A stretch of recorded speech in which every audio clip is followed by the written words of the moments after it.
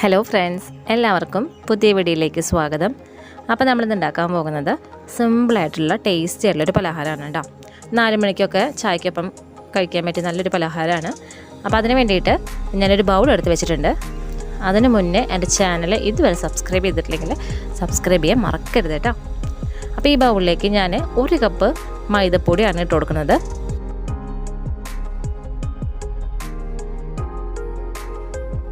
ഈ പൊടിയിലേക്ക് കുറച്ച് ഉപ്പിട്ട് കൊടുക്കണം.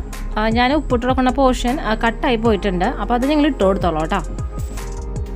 ഇനി ഈ പൊടിയിലേക്ക് കുറേശ്ശെ വെള്ളം ഒഴിച്ച് കൊടുത്തിട്ട് ഇത് നല്ലപോലെ മിക്സ് ചെയ്തെടുക്കാം കേട്ടോ.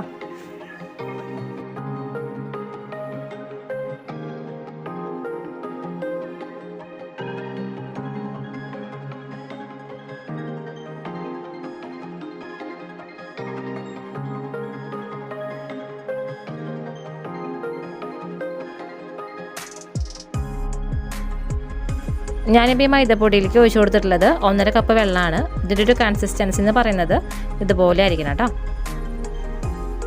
അപ്പോൾ നമ്മുടെ മാവ് റെഡി ആയിട്ടുണ്ട്. ഇനി നമുക്കിത് ഉണ്ടാക്കാനായിട്ട് നോക്കാം. അപ്പോൾ ഇത് പരത്തിയെടുക്കുന്നത് ഏകദേശം നമ്മുടെ ദോശ പരത്തിയെടുക്കില്ല അതുപോലെയാണ് കേട്ടോ. ഇത് പരത്തിയെടുത്തതിന് ശേഷം ഇതിൻ്റെ ഉള്ളിൽ നമ്മൾ നാളികേരത്തിന് ഫില്ലിങ്ങാണ് വെക്കുക. അപ്പോൾ അതിന് വേണ്ടിയിട്ട് ഞാൻ 1 കപ്പ് നാളികേരമാണ് എടുത്തിട്ടുള്ളത്.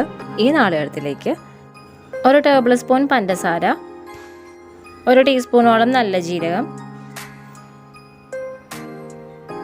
ഇതെല്ലാം ഇട്ട് കൊടുത്തതിന് ശേഷം നമ്മൾ ഈ നാളികേരം നല്ലപോലെ മിക്സ് ചെയ്തെടുക്കാം കേട്ടോ.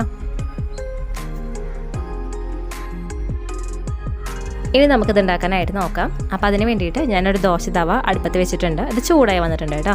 ഇതിലേക്ക് 1 കയ്യിൽ മാവ് ഒഴിച്ചിട്ട് ദോശ പരത്തണ പോലെ തന്നെ പരത്തിയെടുക്കുക. നമ്മൾ ദോശയ്ക്കൊക്കെ പരത്തുമ്പോൾ എടുക്കുന്ന കയ്യിലില്ലേ, കുണ്ടൻ കയ്യിലല്ല എടുക്കുക സാധാരണ. അപ്പോൾ അതിൻ്റെ കുണ്ടൻ കയ്യിലാണെങ്കിലും ആ കയ്യിലിൻ്റെ അടിഭാഗം ഒന്ന് പരന്നിരിക്കണം കേട്ടോ. അന്നേരം നമുക്ക് കറക്റ്റ് തന്നെ പരത്തിയെടുക്കാനായിട്ട് പറ്റുക.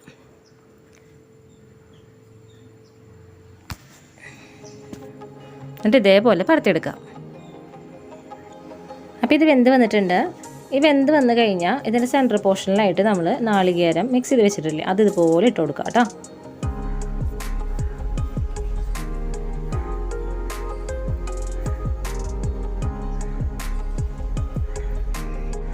ഇനി ഇത് മടക്കാനായിട്ട് നോക്കാം കേട്ടോ.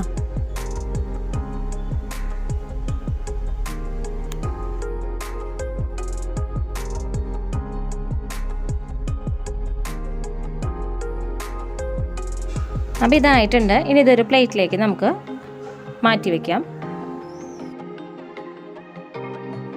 ഇതേപോലെ ബാക്കിയുള്ളതും ഉണ്ടാക്കിയെടുക്കാം കേട്ടോ.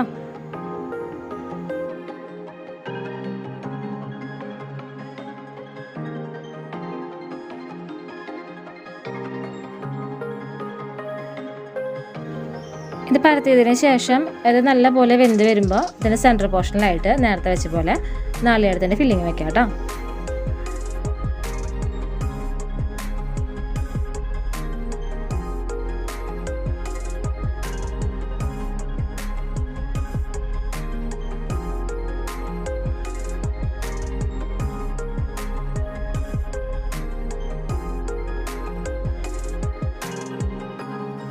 നാളികേരം വെച്ച് കഴിഞ്ഞാൽ നമുക്കിത് മടക്കാനായിട്ട് നോക്കാം കേട്ടോ.